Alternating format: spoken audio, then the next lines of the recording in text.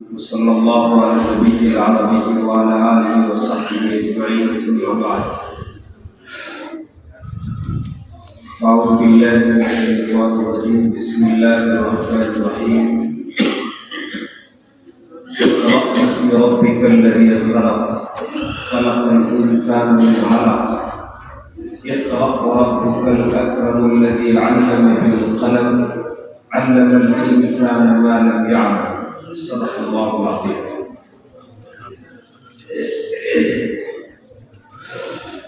محترم بزرگوں اور عزیز طلباء، ہم نے سب نے بچوں کا پروگرام سنا جو بہت خوبصورت بھی تھا اور دلچسپ بھی تھا، بہت قیمتی اور معلومات سے بھری ہوئی بچوں کی تقریریں تھیں، خوبصورت نعتیں اور نظمیں بھی ہم نے سنی۔ ہم دعا کرتے ہیں کہ اللہ تعالیٰ غیب سے اس کی مدد کی شکل صورتیں پیدا فرمائے اور قیامت تک اسے باقی اور آباد اور شاداب رکھے۔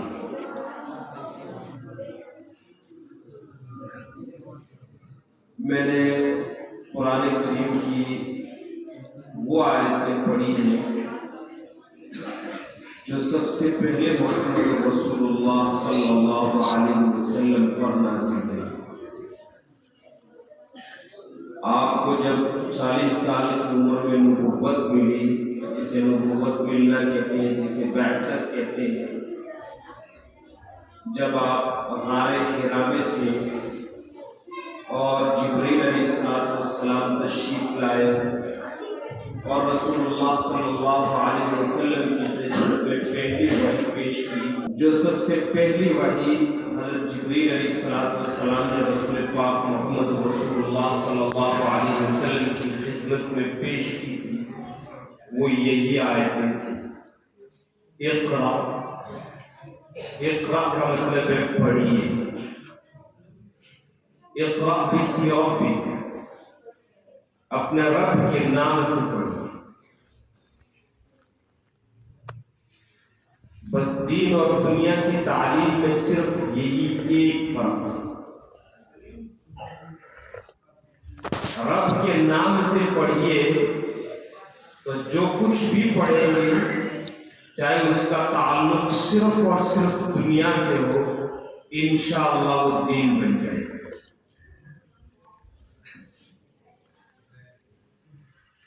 اور اگر رب کے نام کے بغیر پڑھی جائے گی، سائنس پڑھی جائے گی، میتھ پڑھی جائے گی، جو کچھ بھی پڑھا جائے گا، بلکہ قرآن کریم بھی پڑھا جائے گا، تو وہ دین نہیں ہوگا، پھر وہ بے دینی کی طرف لے جائے گا۔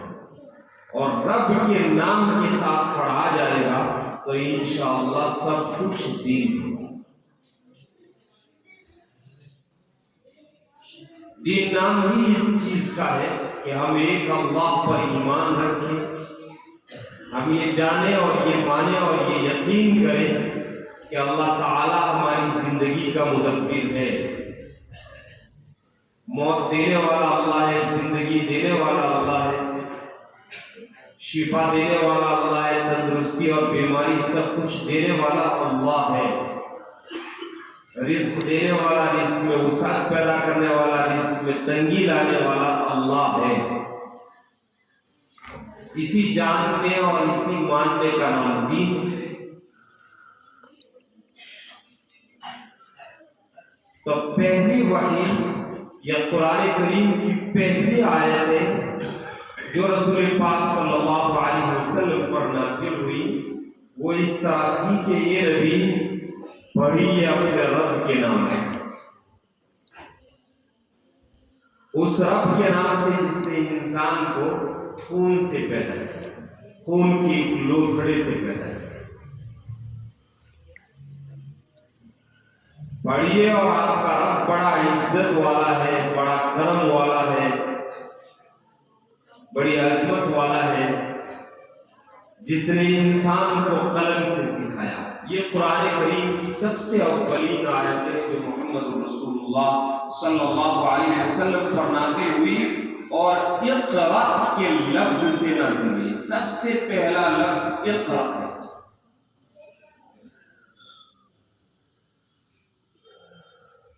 حالانکہ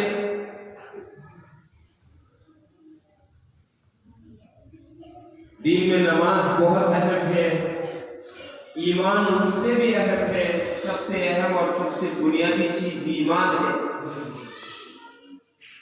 لیکن پہلا لفظ جو قرآن کریم کا وہ اقرا۔ پڑھے بغیر نہ ایمان سمجھ میں آتا ہے، پڑھے بغیر نہ دنیا سمجھ میں آتی ہے، اور پڑھے بغیر نہ دین سمجھ میں آتا ہے۔ پڑھنے والا ہی سمجھتا ہے، وہ دین کو بھی سمجھے گا، وہ دنیا کو بھی سمجھے گا، وہ اپنے آپ کو بھی سمجھے گا اور پہچانے گا، اور اپنے رب کو بھی پہچانے گا۔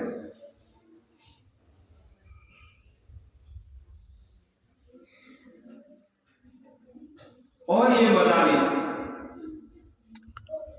اور اسکول، کالج، دنیا میں بہت سارے ادارے ہیں جو صرف اور صرف بچوں کی پڑھائی اور بچوں کی تعلیم اور تربیت پر کام کرتے ہیں۔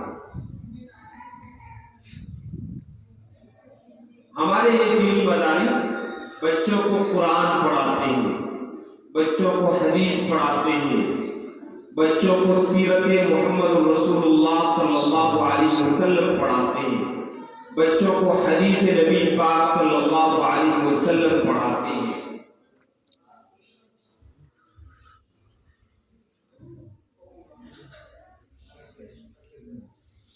اور سب سے بڑی بات یہ ہے کہ بچوں کو دین اور ایمان سکھاتے ہیں، سمجھاتے ہیں، پڑھاتے ہیں۔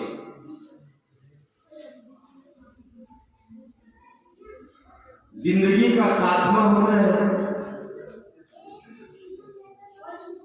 قرآن کریم کی ایک آیت ہے، اِنَّكَ مَيِّتٌ وَإِنَّهُمْ مَيِّتُونَ۔ اللہ تعالیٰ محمد رسول اللہ صلی اللہ علیہ وسلم کو خطاب کر کے کہتے ہیں، اِنَّكَ مَيِّتٌ وَإِنَّهُمْ مَيِّتُونَ۔ اے محمد صلی اللہ علیہ وسلم، آپ کو بھی موت آنے والی ہے، اور انسانوں کو، ان کو سب کو موت آنے والی ہے۔ سب کو ختم ہونا ہے، سب کو قبر میں جانا ہے، سب کو اللہ تعالیٰ کے حضور حاضر ہونا ہے۔ کامیاب وہی انسان ہے جو یہ زندگی اللہ کو راضی رکھ کر کے گزارے، اور جب اللہ تعالیٰ کے سامنے حاضر ہو تو اللہ اس سے راضی ہو جائے، اللہ اس سے خوش ہو جائے۔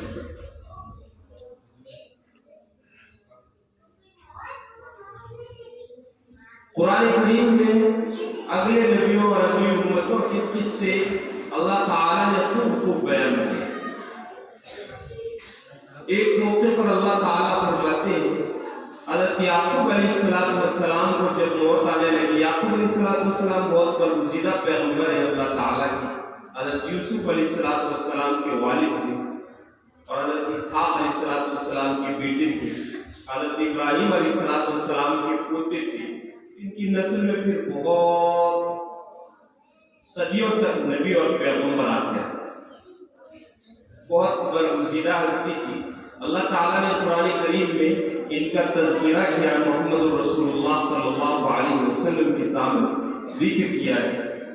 آخر جب یعقوب علیہ السلام کو موت آنے لگی تو انہوں نے اپنی اولاد کو، اپنے بیٹوں، پوتوں، نواسوں سب کو جمع کیا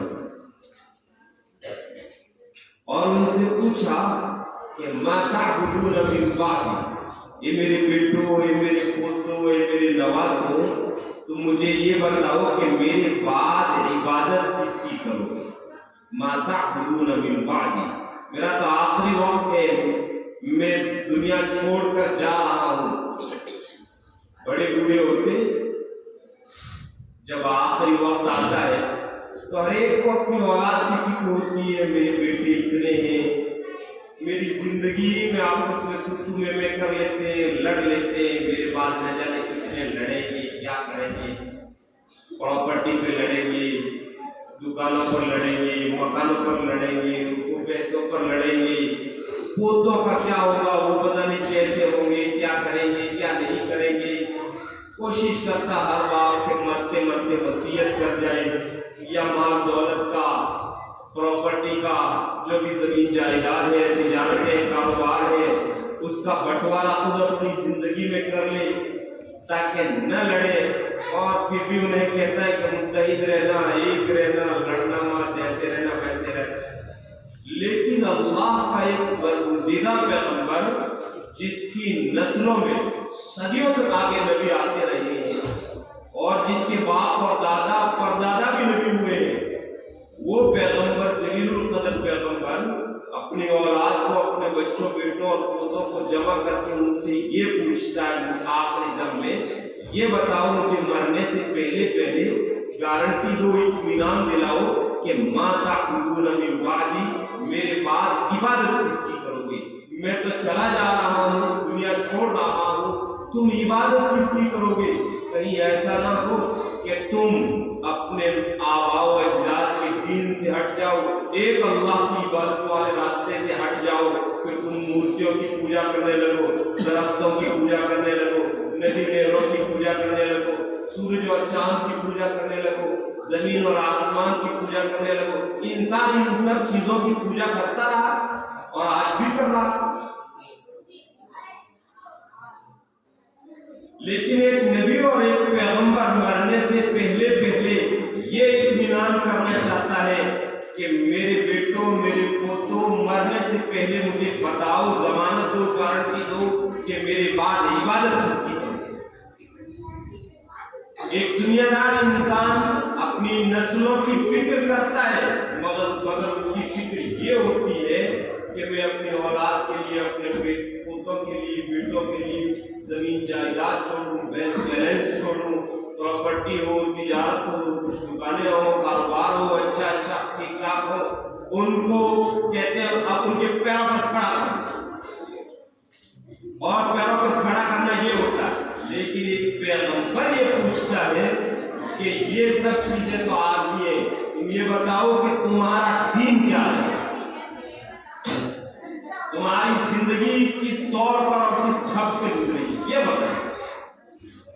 میرے دوستوں، میرے بزرگوں، یہ کام آج ہمارے یہ مدارس کرتے ہیں۔ قرآن کریم اگر کہیں پڑھایا جاتا ہے، انبیاء کی تعلیم اگر کہیں دی جاتی ہے، توحید کی تعلیم اور ایک اللہ سے سب کچھ ہونے کا یقین اگر کہیں پلایا جاتا ہے اور پڑھایا جاتا ہے، تو وہ ہمارے یہ مدرسے ہیں، ہماری یہ مسجدیں، اور مسجدوں میں پڑھنے والے، مکتبوں میں پڑھنے والے یہ بچے اور یہ اساتذہ ہوتے ہیں۔ اگرچہ دنیا دار لوگ ان کو ذرا معمولی نظروں سے دیکھتے ہیں، کہتے ہیں کہ یہ مولوی لوگ ہیں، کیا ہے 10,000 12,000 15,000 ان کی تنخواہ ہوتی ہے، وغیرہ وغیرہ، نہ جانے اچھی نظروں سے نہیں دیکھتے۔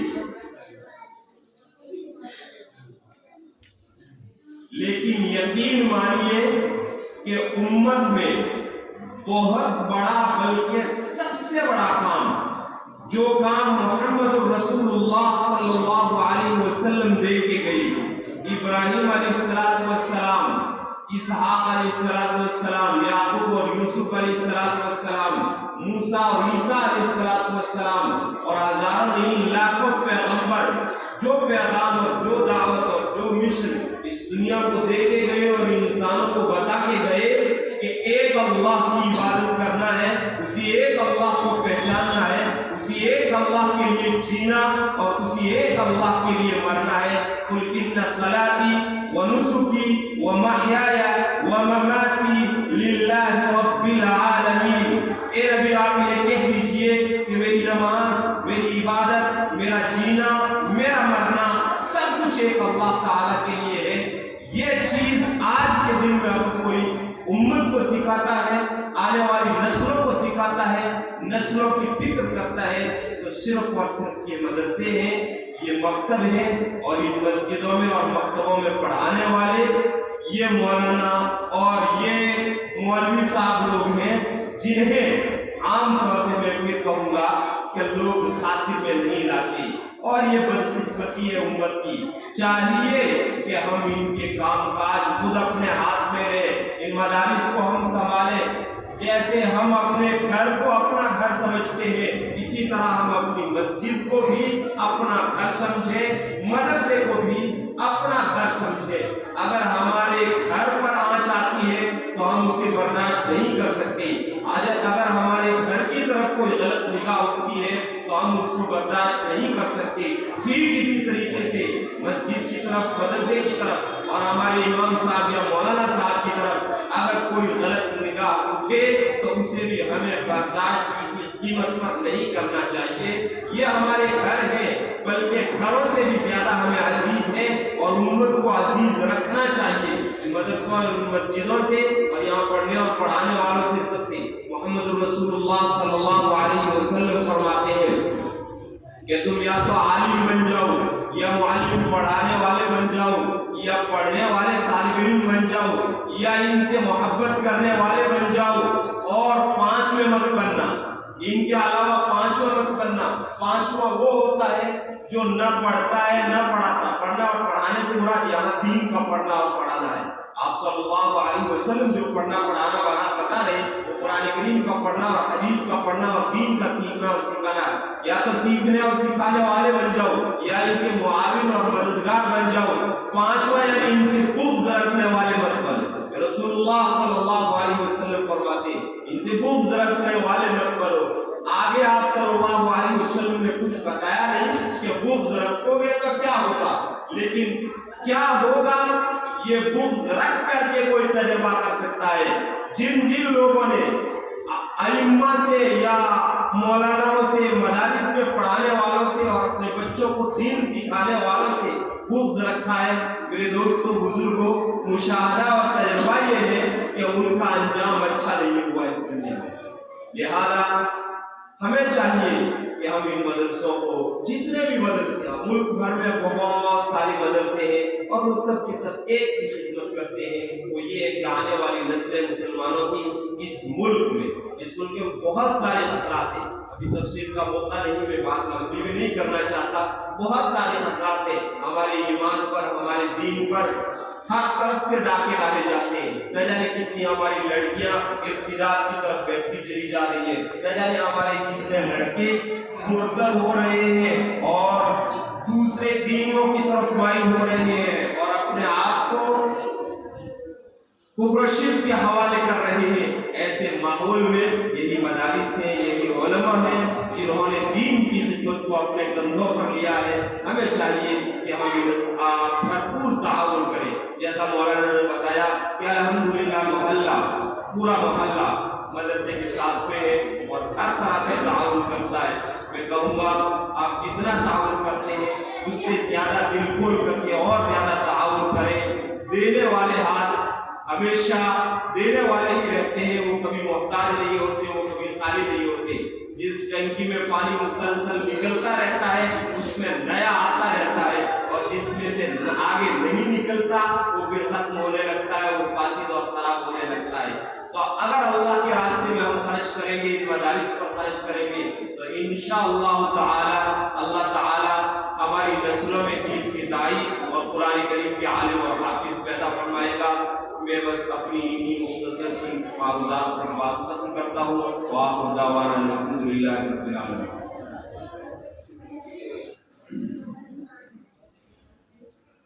نہایت ہی قیمتی باتیں